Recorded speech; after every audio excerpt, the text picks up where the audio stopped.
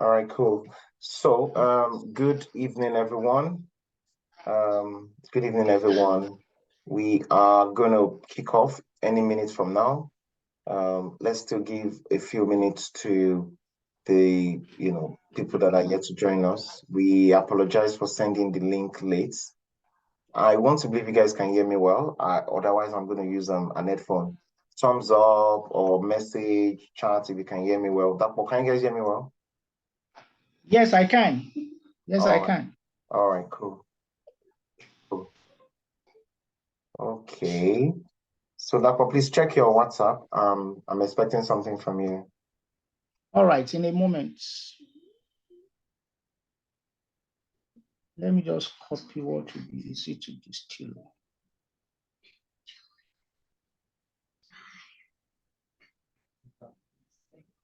You're welcome to Thought Leadership Series. Tosin, you're welcome. Omo, welcome, Dari.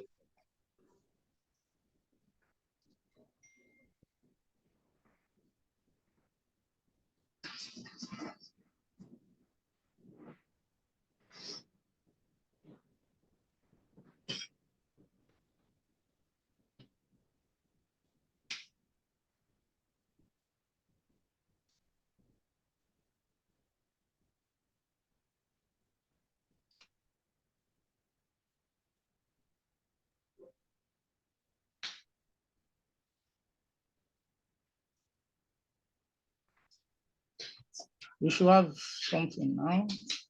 Okay.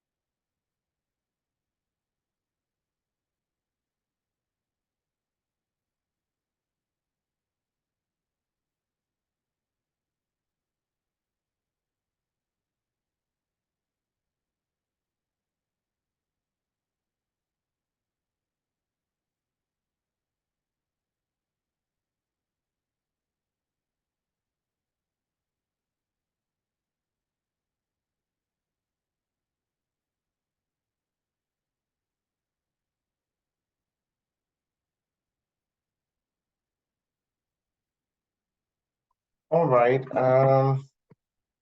I'm trying to copy what you sent to me.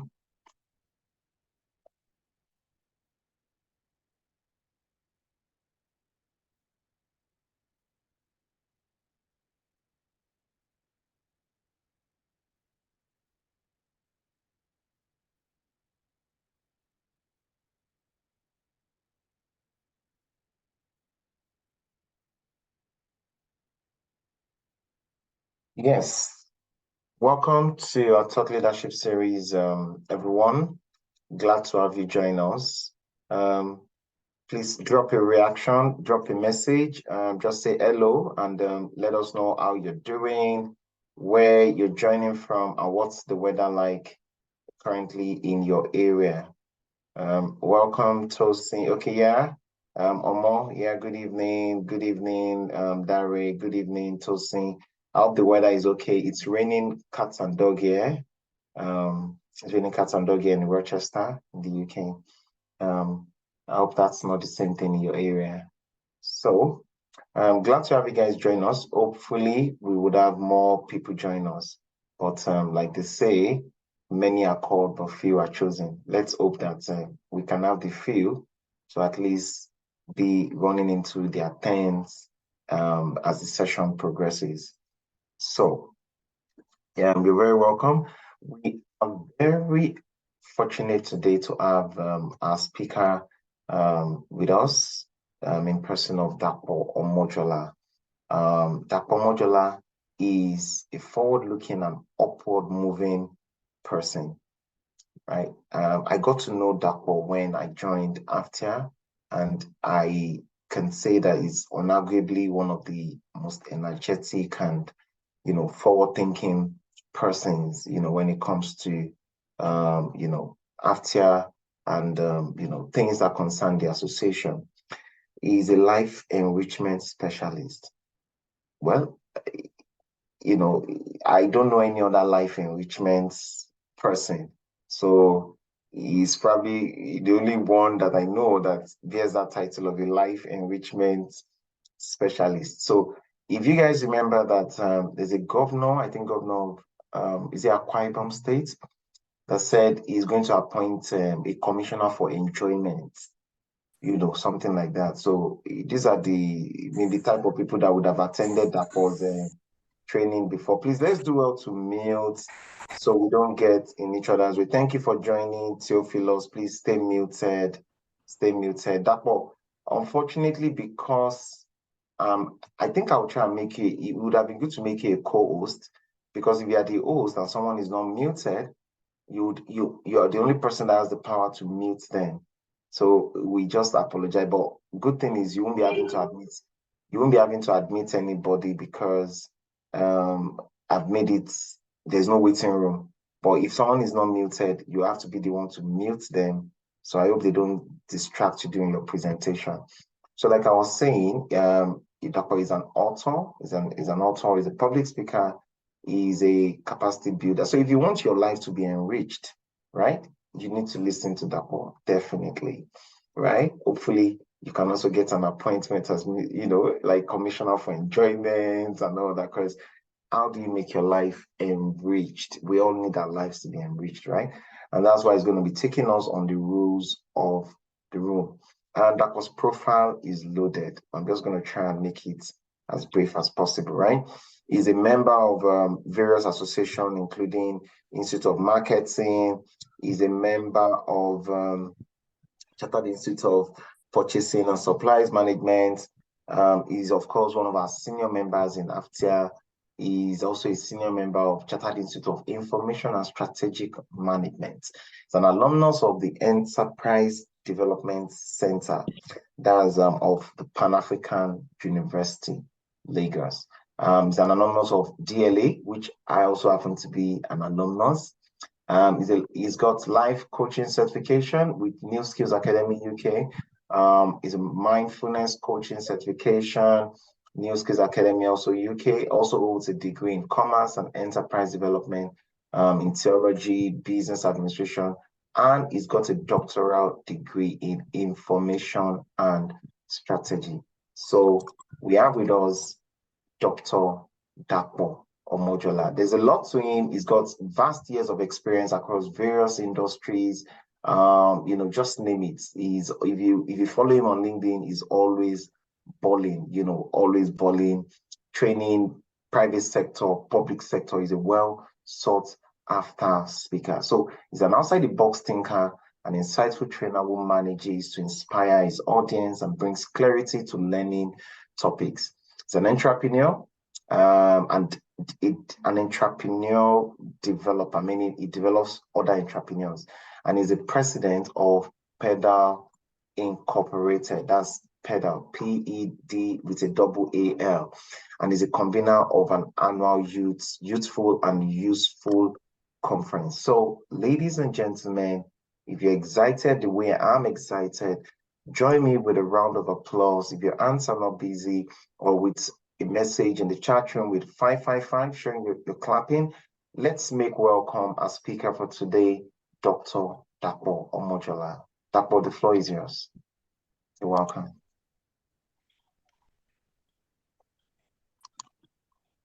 Thank you so much.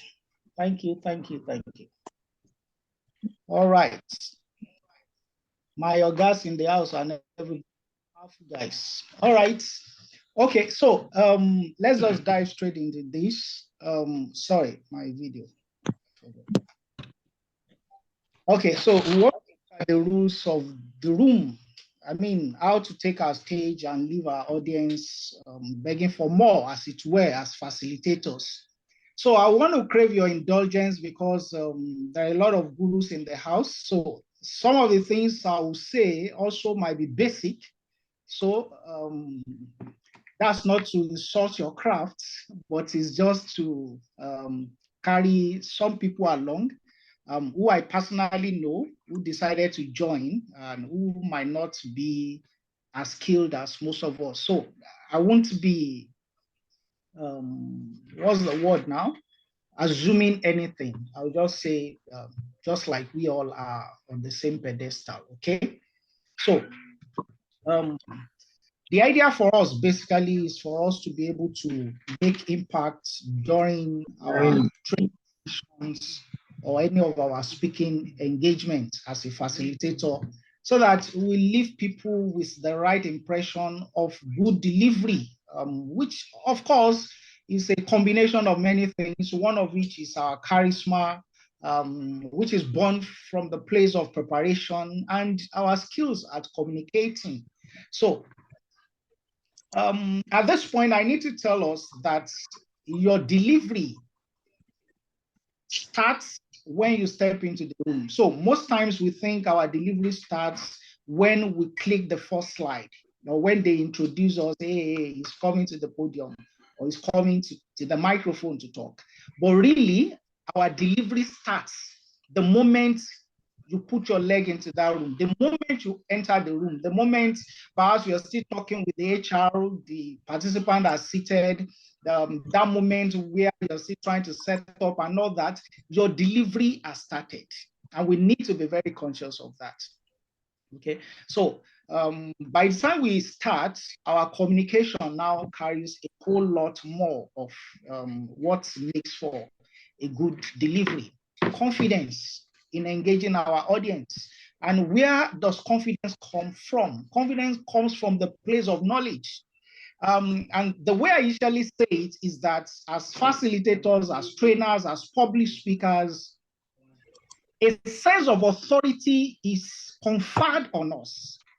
So the implication is we think or we believe, we assume, we've concluded that you know at least a little more than every other person here. So that's why we have called you to come and do justice to this. So what I tell people is that you must at least know a little. That's just to say it conservatively. You must at least know a little more than your audience, more than the people you are addressing. So it means you need to be an SME, a subject matter expert. And that may also talk to the fact that most of us, or some of us, are in the place of wanting to do everything. We should be able to eat that humble pie when things that are out of your purview comes to you, to be able to say, hey, I'm not an expert in this field. Because in our quest to make that money, in our quest to close that gig, we are also eroding our credibility, because there's no way you will do so well in something that you are not vast at or in. So we need to have that confidence, and that confidence comes from the place of knowledge. I know what I want to come and share. And in some instances where I train about public speaking, I tell people that one of the ingredients of confidence is that knowing your stuff. It is not arrogance, it is not pride. I just know my stuff. So it creates a little chip on your shoulder, if you like, but you need to have that confidence that I know my stuff. You know why this is further important? Sometimes, if you're not careful, people seated in that audience know as much as you do, or even a little more than you do. So we really need to up our game. For me, if I'm going to have any session, no matter how long I've taken that session, no matter how familiar I'm with that session, I go at it again as if I've never been there before.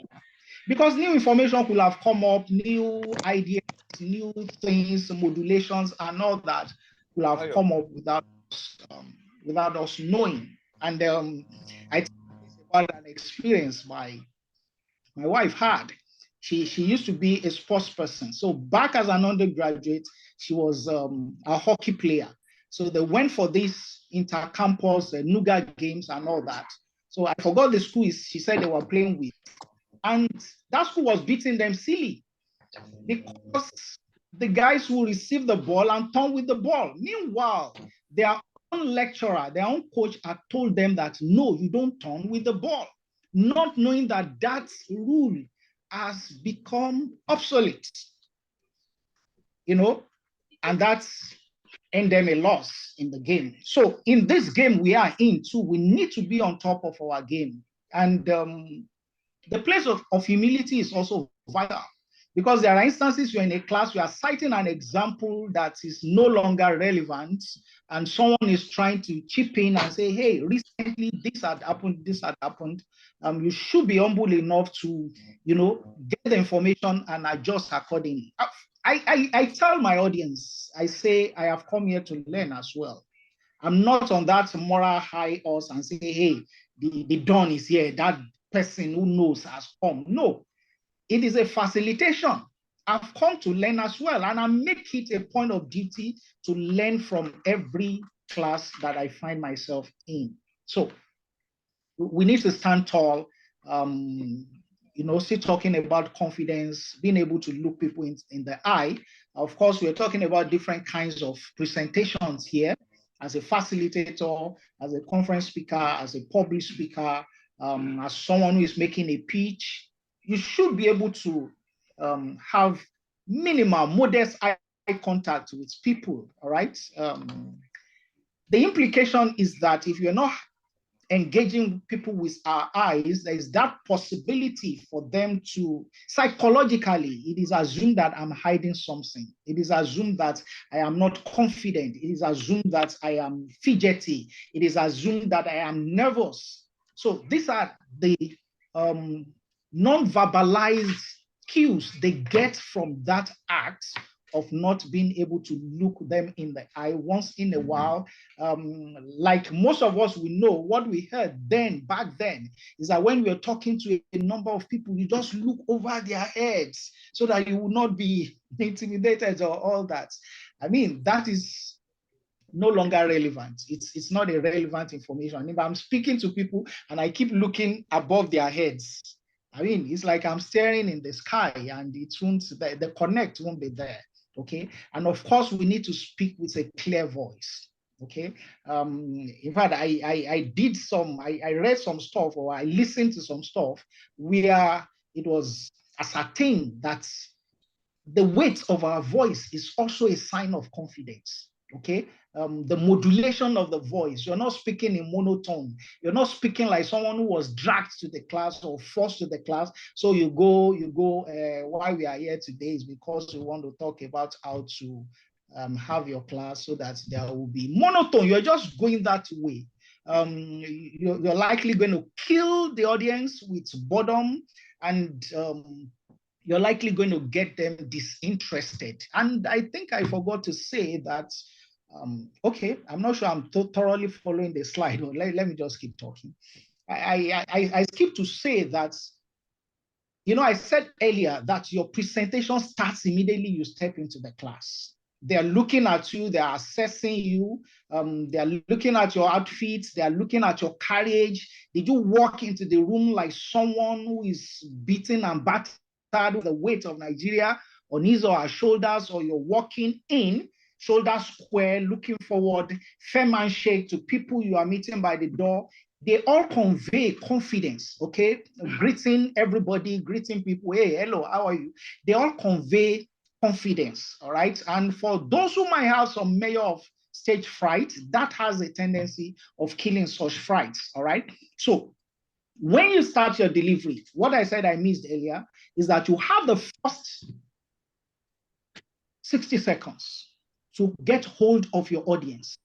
Now, psychologists say that people form an impression of you in the first 60 seconds of meeting. So they just go, it looks like this guy is going to be arrogant. It looks like this person is shy. It looks like this person is, they just form an opinion and you don't have any right over their opinions. It's theirs, it's so cheap. That's why everybody has one. So it is my responsibility to create that impression within the first 60 seconds of my delivery. If I cannot get them on board within the first 60 seconds, I'm likely to spend a greater part of that delivery trying to find them, trying to bring them on board. All right. So we need to be very conscious of that. And as we progress, we might have to talk about the different kinds of ways to enter into the room. I might as well just go into it. When my time is up, I know it's up. I may not be following this slide thoroughly. So you can enter into the room. I'm not talking about the way you walk any longer now. I'm rather talking about your delivery. Okay. You can start your session by giving statistics. People want to listen. So I've come to talk about how to command the room. And I'm saying, do you know that 30% of every public speaker enter the room wrongly? And, it creates some kinds of, vibes. Or I'm coming, I'm saying, I want to come and talk about how to control the room. And I'm starting with something like, do you know that I would have loved to talk about how to control the room, but the remote control is not in my hand. That's a light humor. And people warm up to you, okay? But if you know that your humor will fall flat, please stay away. Stay away. But it's a good way to warm yourself into your audience. I remember I was the guest speaker at a conference sometimes back, and some people are spoken before me. And this for me was just spontaneous. I didn't plan it. And I just discovered that what I was hearing more was the protocols, the Shiamare, I'm standing on the protocol, I'm standing on the protocol. I just put it together. And by the time I was opening, I just said, hey, I'm here. I would have loved to stand on existing protocols, but I can't see them. I can't see anything to stand on. And it elicited, some giggles, and I was able to, start my presentation. So these are part of the ways we can start, we can get into a class, our voice, okay? You can sense a lot of things through the voice, especially when you're seeing that person. When you're on the phone with someone, there are sometimes you just have, are you just waking up? Did I wake you? You didn't see him, but the tone of the voice, or you're saying, what's the matter with you? You sound low, you sound down. The voice, the tone of the voice. Communicators have told us that it carries, a sizable portion of communication, our voice, okay? I've talked about exuding enthusiasm for your topic. If you don't like what you want to talk about, how do you expect me, who wants to listen to you, to like it? Okay? You can't see that enthusiasm in me, that I love what I'm talking about, or I'm passionate about the topic of discourse. So if that is not there, there's no way, because it's contagious. That enthusiasm is contagious. So you get into a class with that low vibe, low morale, and all that, and you are saying, why are you so dull in this class? You are not flowing, you are not following me. No, you brought it. You brought it along, and you sold it to them. So that enthusiasm, even in your delivery, must be obvious. They are likely going to flow along with you if you're enthusiastic about your topic. And then you need to know your audience. You need to know your audience. Earlier today, I went to speak at a conference, and before then, I had asked the convener, who are these people? That is knowing your audience. Who are these people? You want to go and facilitate a training, you don't even know the cadre of people who will be there. Are they going to be management staff? Are they mid-level managers? Are they factory workers? Who are they? You need to have that understanding and know your audience. What do they need? Of course, for those of us who are facilitators, who are trainers, you know that before any training or any facilitation, you will have done your needs assessment. So during that period, you should have gotten some of this information. But like I said earlier, I'm not assuming anything because not everyone here, majority of us are skilled, not every one of us here is on that pedestal. So that's why I'm just making known everything, okay? So what is your audience expecting from you? What are they expecting from you?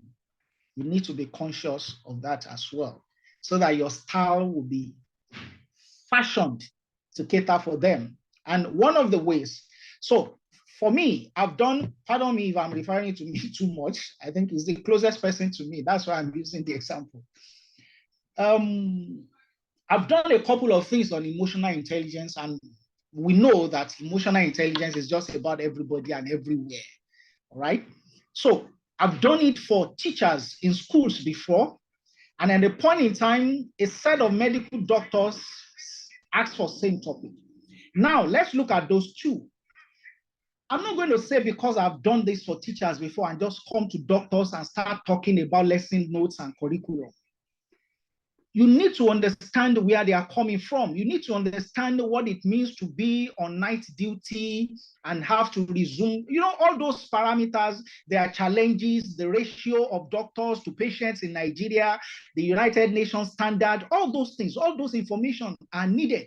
These are things that you tell them and make them connect with you, all right? And of course, we are going to speak to a group of engineers, your examples too. I can't be in a class where you have medical doctors and I'm using examples that are irrelevant and almost incongruent with the discussion, okay? So when I know them, it will help me to cater for their needs and tailor things towards their need, okay? That is the only way or the best way that my content can resonate with them. Of course, after trainings, we have assessments and you hear some of the questions we ask in our assessment, was the time enough? Were the examples accurate? Were, you know, things like that. And some people get, you know, negative reviews because of a little, a few of these things that we don't put in place to ensure that we connect with our audience. We are not giving them rice when what they want is apple. There is also the place for preparation, okay? Plan your facilitation thoroughly. Haven't developed your slides. I know we have had a session about that before, taken by the delectable Zoma.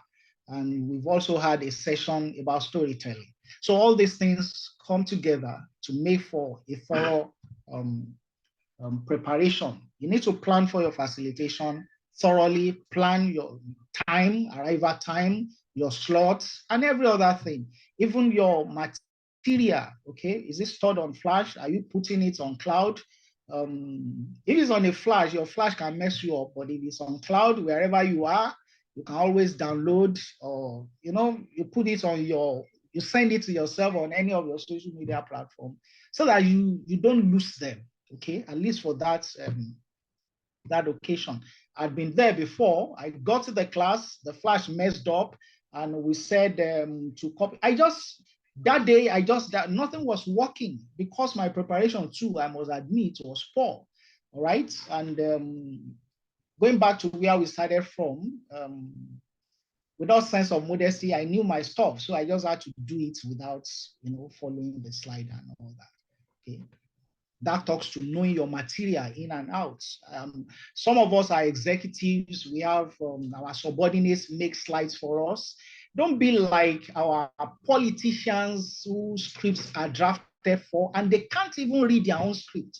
It's embarrassing, okay? So even if it's your subordinate making your slides, once he or she is done, you've vetted it, you should be able to sit with it, internalize it, and own it, so that nothing is strange to you when you're presenting. But it is the duty of Mr. A, it is the duty of Sister B to do it, and he has done it only for you to see it for the first time in the class. That won't be too, that won't be too good to do. We need to plan our facilitation thoroughly and know our material in and out. with structured outline of things we want to talk about. Because one of the challenges, and this is what our slides do for us, one of the challenges, especially if you are skilled at what you do, is to go off course. All right, you just discover that you have deviated farther away from the cross of your discussion. So if you have a structured outline, it guides you, it reloads you into where you should be at every particular point in time. And of course, anticipate potential questions. I don't know how many trainings you have attended in the course of your career, but you're going to be speaking to people who attend trainings almost on a regular basis. They have heard a lot of people. They have heard a number of people. So in themselves, they are an encyclopedia, as it were. So we should anticipate the kind of questions that can come from them. And that is why, let me quickly knit this together. That is why their perception of you should not be that of an arrogant person, number one. Two, that is why you also should be humble to learn from them. Because if you fail in these two, those encyclopedias in your class, they will show you shaky. Their idea is, let's cut him to size. Wetin he even sabi, wetin he know. In fact, what you are taking him, the person who took him earlier is a professor. So what are we talking about? If you are not yet a professor, they want to cut you to size. Even if you're a professor, that other professor was a 20-year-old professor. You are just 5-year-old professor. So they just want to cut you to size. But if you are not coming to the class with that air of excessive superiority, between you and I, you are superior. If you are given a mic at any fora to stand in the front, that superiority has been vested on you, even if you don't want. But you are not throwing it in our faces that, hey, I'm here. I'm here. I'm the best thing. All right. You will see some troublesome people in the class who want to cut you to size, and you don't want that because it can get messy sometimes. All right. So we need to anticipate the kind of where is that echo coming from? Potential questions or challenges that may arise during the session. Okay, so that we'll be able to mitigate them as they come.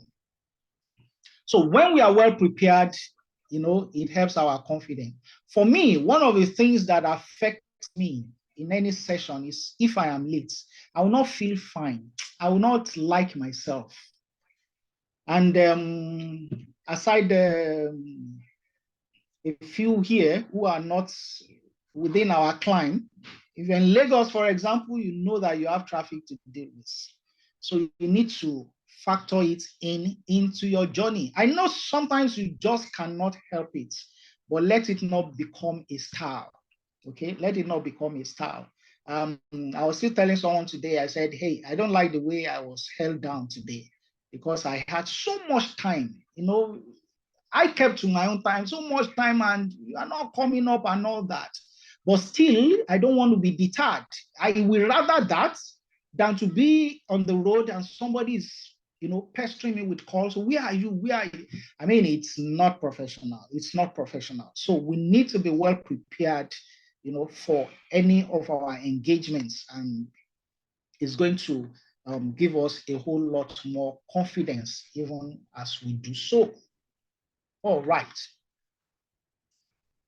So our last session, okay, thank you, sir.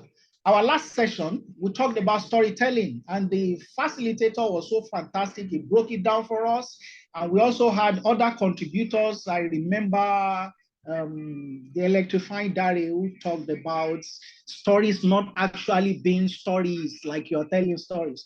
But stories are a very, very wonderful tool, okay? Especially when it looks like you're losing your audience. I tell you what, when people hear that, their ears too. There was an instance, okay, of an organization. People love stories. People want to hear stories. And of course, stories might not just be when A and B happened and all that, like we said, yeah, it could be relevant anecdotes to this. So we are talking about failures of organizations. And maybe here we are talking about poor customer experience. And then we have an organization that everybody knows, or a good number of people know, or that I can introduce to them and make them know and tell them how that resulted into the collapse of that organization. They can connect the dots. It's relatable, okay? Case studies, okay? They enhance our points, and they make our contents more memorable. For some of us, we might not remember, maybe those who are science students here, you may not remember who or how you were taught the what do we call it now? First 20 elements, is it that's what it's called in sciences, chemistry? But if you are like me, in my own case, they taught us a song. And with that song, till now, I can still write those elements. That is the power of storytelling, okay? So we need not shy away from using that tool effectively, because it's going to reinforce whatever we are telling our audience. And we should ensure that they are relevant, not things that are not totally relevant to our discussion, okay? And of course, let's encourage participation. I mean, in any kind of delivery, even if it's a business pitch, participation can go to the extent of saying, I hope you understand what I'm talking about. And a nod here or a yes there, or continue, we are following you. You are engaging them, you are making them participate. We are not radio stations that has to broadcast. Even these days with call-in programs, radio stations now have feedbacks, all right? So we don't just go on that trajectory of, just pouring anything, and without having them to contribute. And for those of us who are facilitators, we know that we are not there as teachers. We are not lecturers. We are not university dons or professors. We are facilitators. We are to facilitate a discussion on how to command the room.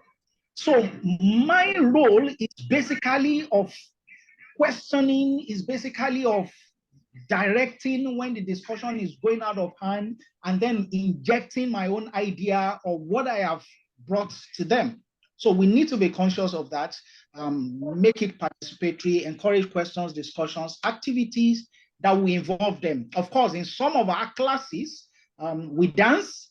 In some of our classes, we do games, we do practical examples, calling 1, 2, 3 people to come out. We do sessions where we group people and all that into groups, and they have activities, competitions, now minor things, brain teasers, icebreakers, and all that. They are all good.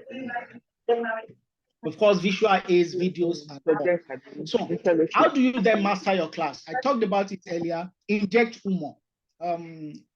Sometimes, even if you are not sure you have that level of control on humor, it comes from the class. There is someone in the class who will do the job for you. He's the clown of the class. He will always throw up something funny. Then jump on it, okay?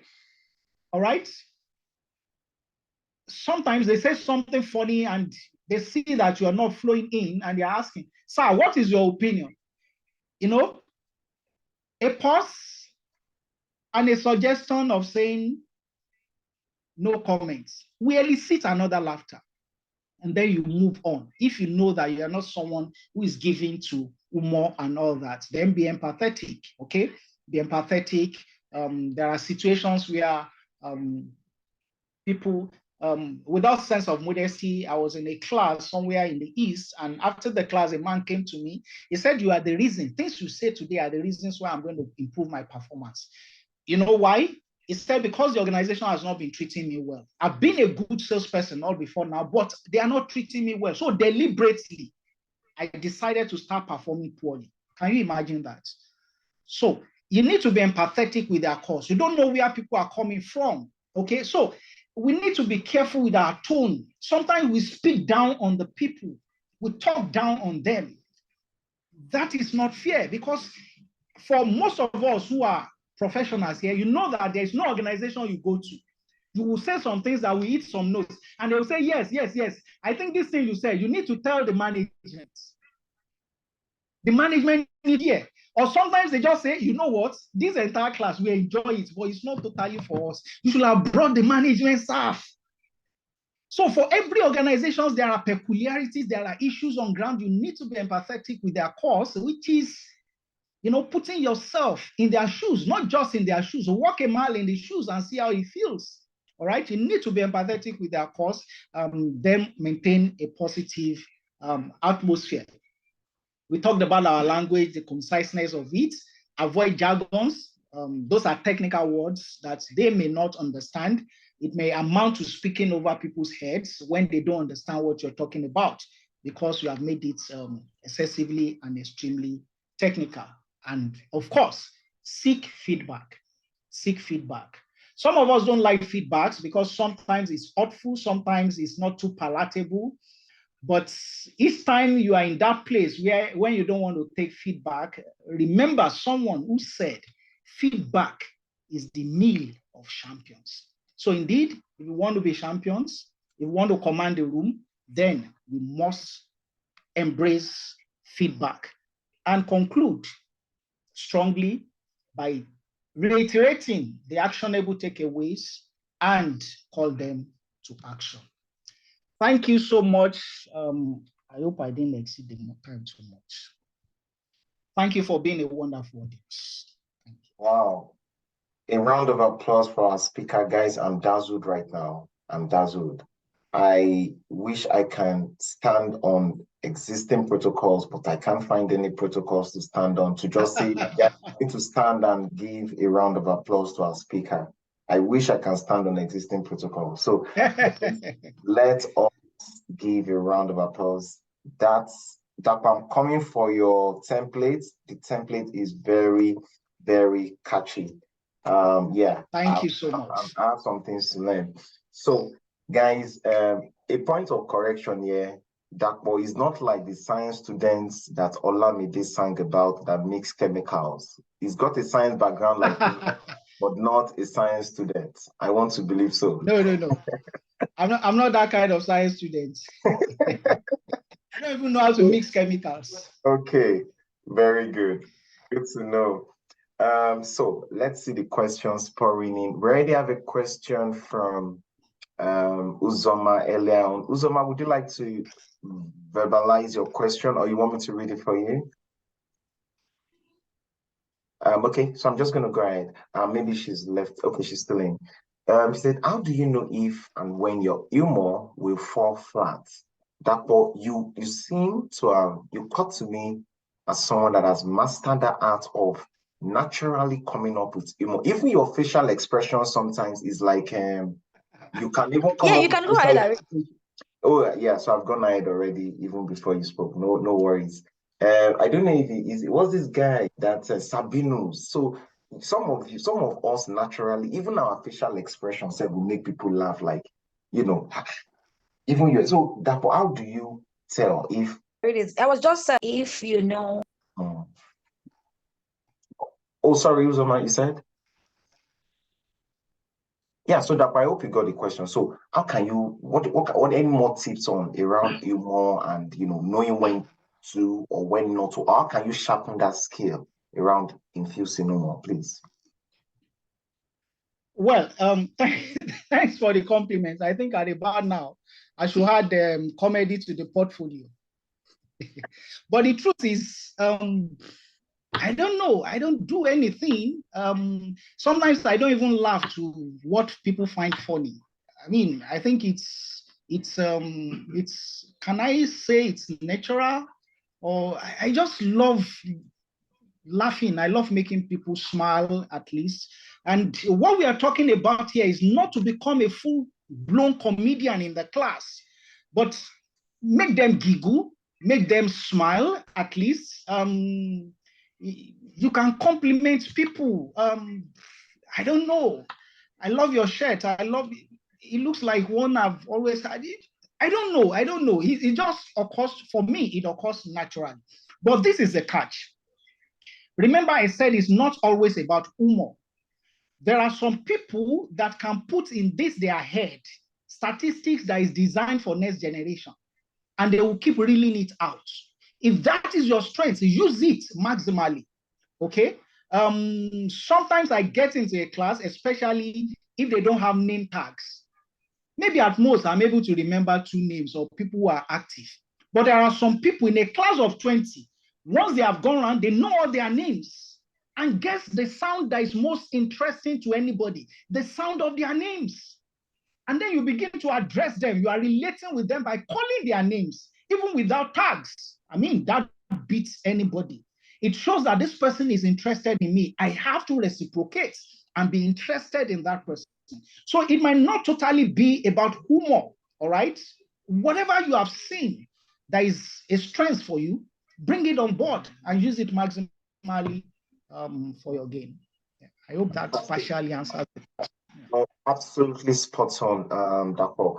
Dapo, I should have tried to be selfish before asking Uzoma's question, but like they say, ladies first, because I also have like 1 or 2 questions. So coming for this session is like coming to a clinic to learn from the champion. So it will be good to also glean 1 or 2 things. So my question is, Okay, if sorry. So sorry, Jab. yes, I'm so sorry. I'm so sorry, Dapo. Thank you so much for the presentation. But I don't think he has actually answered my question. Okay. Maybe you ask yourself. I know I missed Yes. the part. You yeah, read Yes. go for it. So yeah. So you know what you've just said now, I totally get it. And of course, yeah, that's fine. That's good in that line. But I'm talking about humor, actually. I know you don't have to be humorous and it's not necessary, but I'm saying when you actually do need to use humor, it's a very sensitive, because you have to say something that people will laugh about or people will laugh too. So sometimes it's very sensitive, because so I was thinking in line of, you need to be very careful what you are joking about. So for example, you don't want to joke about things that are as delicate as religion or politics or something, or culture. So I just wanted you to throw more light on that in terms of what areas should you not joke about, because there are some jokes that you would tell. As funny as it might be funny to me, it will not be funny to Jab, because you've just touched a very sensitive area. So I just wanted you to talk about, what should you not joke about? What should you not be humorous about? Okay. So that's actually Yeah, where I wanted to. okay, thank you so much, Uzoma. I think in your question, you have even helped me to answer it partly. All right. It's not even about jokes alone, even examples. The examples we make, we need to be careful about Exactly. that. But I Exactly. think as mature people, we should be able to understand the sensitivity of some discussions. And I was in a virtual training. I was training the staff of CLAM. For those of us who know, is a church. And I used an example about rape. And 2 people came after me, thank God I could make them smile. So I wiggled out. But that was the last time I ever used that example. I never used it again. Not even to modulate it. I never used the example again. All right. I don't want to go to it, but it wasn't as if I was saying something off, but it was too sensitive to take. All right. So, like you said, things that are sensitive, like religion. Not that I can't joke. I joke about religion, but what kind? Okay. Exactly. So we're in a class. And someone says something that is church related. For those who are used to church, if you give them microphone, they can start by saying praise the Lord, and we laugh. And then, at that point, I can say when it's time for offering. I'm still throwing a light joke, but I'm not using my joke against the core of your beliefs. All right. Absolutely. I'm not talking against hijab. I'm not making jokes against hijab. I'm not making jokes about manners of prayers or how they pray or which pastor is not which pastor. All those could be very sensitive. All right. I could get into class and say, I'm dressed in my Sunday best. I mean, looking like how I go, honest, we should be mature about it and also be sensitive about it. Politics, I can say jokes about politics and it won't be hurtful to anybody. All right. So if somebody, they might throw jabs at you as such that, are you not going to collect all the money? And say, I look like senator. I'm not a senator. It's a political joke. All right. But I'm not hitting at anybody. Okay. So we just need to balance it with our sense of maturity. I may not be able to draw the line and say, this is where you don't go, this is where you go, but just approach it with a sense of maturity. Yeah, thank you for, I want to believe you killed that, that question. Somebody dropped a message in the chat room, which is David said, maybe another way to know that your joke or whatever humor you're trying to introduce, it's the mark is when you're the only one laughing. So David said, I once shared a joke and he ended up, I was the only one laughing. So that way, next time, I think I can do better than that, so Of course, exactly. of course, So, yes.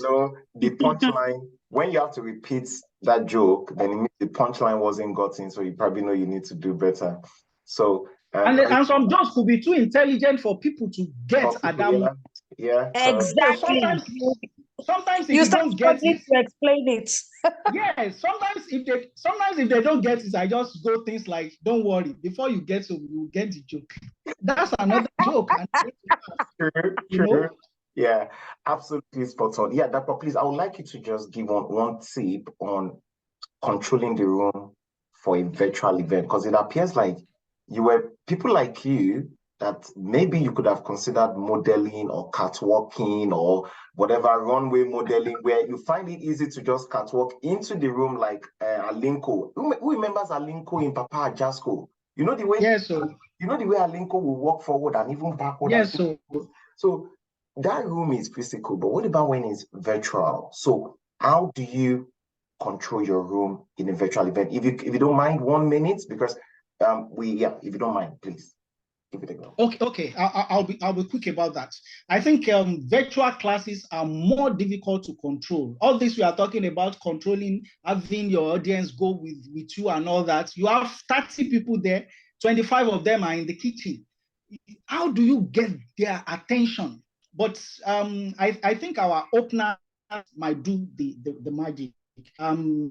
You're saying things out of the regular, but things that they need to know, things they need to hear. All right. You're not starting straight with your content or with your material, but you're starting with things they need to know about their industry or they need to know about their craft. That will get that attention.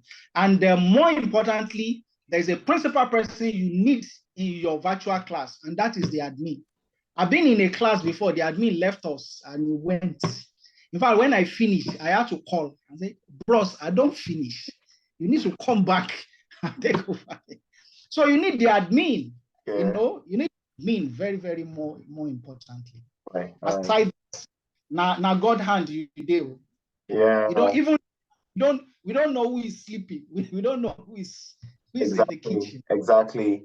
Very spot on. Yes, we've got Terry's hand up. Let's see if we can take Terry and maybe one more question, and then we should be looking to wrap up in the next 5 minutes or so. Yes, please, Terry, go for it.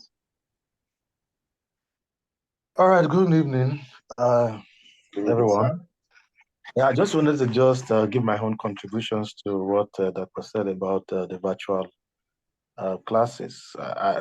Like he said, I think it's very difficult to be put to fill in the room or control participants in a virtual section, especially if it's a section wherein the participants are not even putting on their videos. If they're putting on their videos, that may be a little bit better, but in a case where they are not putting on their videos, it's very tough.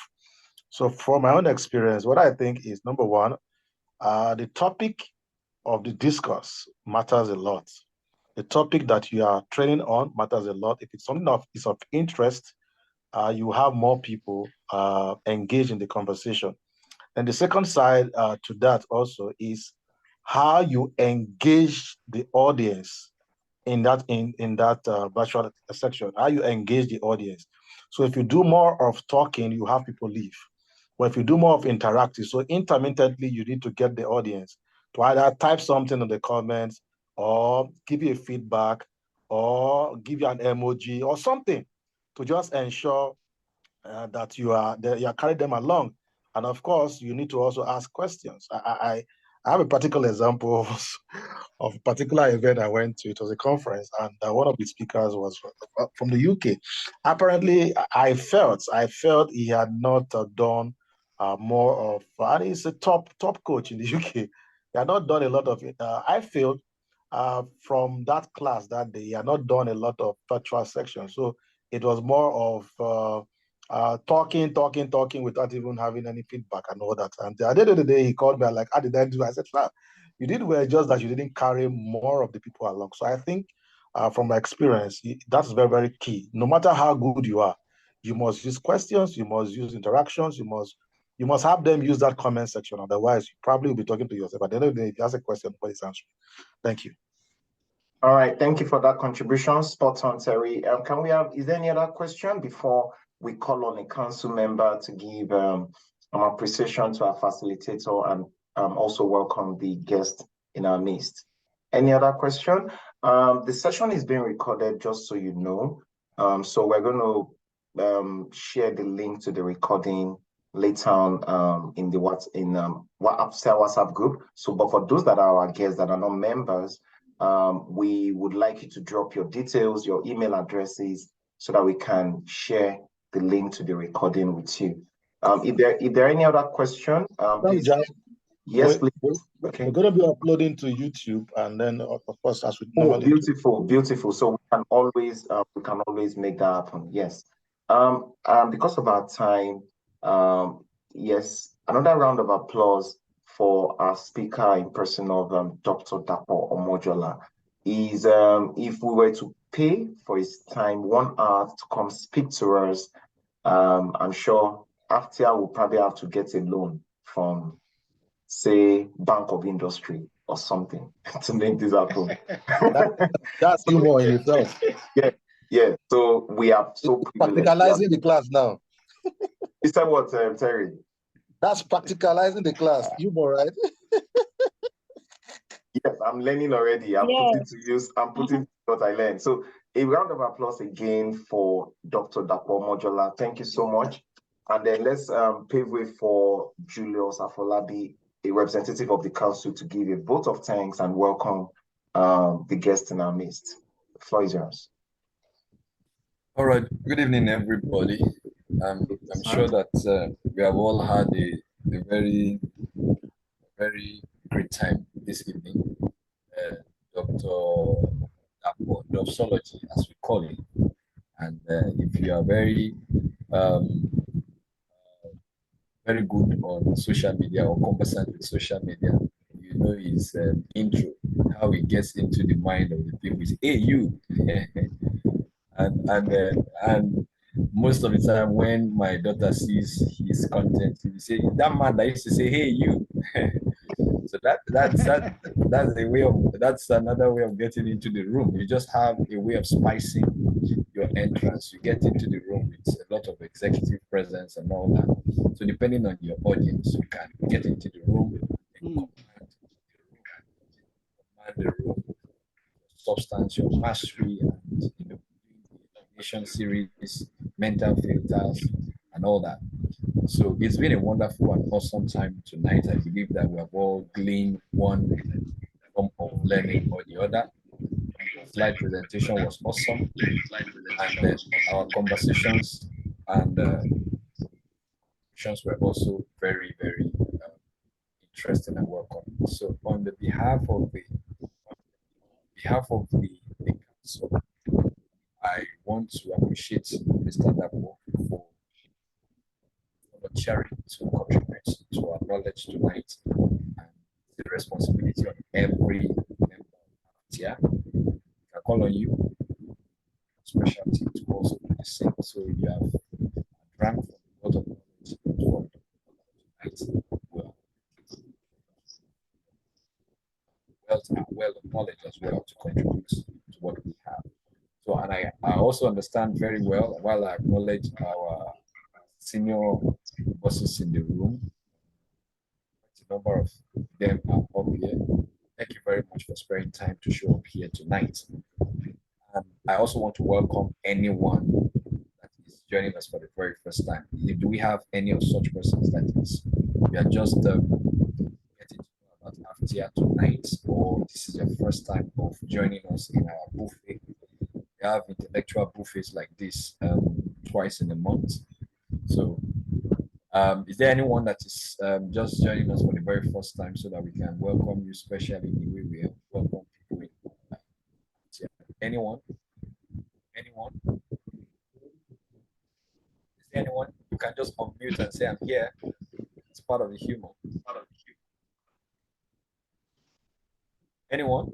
So I'll count 5. So we need to do more evangelism. Yes. So I'll count more now. And this is exactly what Aftia needs. If every single one of us will pull in our crowd into these conversations, we'll have a lot of combats. So we are not doing enough in terms of evangelism. So it's supposed to be like today now, since yesterday, it's supposed to be a TP evangelism. Can even do a reel on it, invite people to the conversation. There are quite a number of people who need this knowledge that we have shared today. A lot of people that need it. A lot of people don't know how to enter the room. A lot of people don't even know how to command the room. So, and there are so many people that are interested in public speaking that don't even know how to start and how to. So they are out there. So there are hungry people out there, but if you don't tell them, how will they know? And if they don't know, how will they come?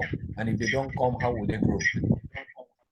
So the job is on every single one of us. So I believe that. And if they don't grow, wait till we gain. And if they don't grow, that means they remain where they are. And it's our fault, because we had the opportunity to help them grow, and we did it. So it's an interdependent world. So I want to please implore every one of us to make this our call, not just for the membership team, but every single one of us. If we pull our crowd here, then we'll have to extend or upgrade our Zoom. Facility. So, and that's what we are looking forward to. So thank you very much tonight, everybody. It's been a wonderful time. I'm sure that with the little that we have added to what we know today, we have a better way of getting into the room. We have a better command of the room that can bring us recommendation and referrals, and also grow our income. Once you have recommendation and referral, your reward system jacks on. So, and that's what we want as facilitators. So thank you very much, everyone, for showing up tonight. And I know the next month will be very much better than what we have tonight. And all those that contributed and asked questions. Somebody was asking questions in the chat room. Somebody was asking a question in the chat room. Yeah, we saw the questions, but we said they can always reach out to Dapo, social media handles, and then engage it further. Like, it just shows how impactful the session was for people to be asking more questions. So they cannot reach out beyond that. So Dapo, you wouldn't mind them responding later on. I agree totally. So thank you very much, everyone. So on the behalf of the council, I want to appreciate everyone for showing up tonight. God bless every one of us as we go. So back to the host for the closing prayer. Closing prayer. You see, talking about that, we will call on Chief Imam Shola Oyibade, because so that he can take the Aluala and every other thing.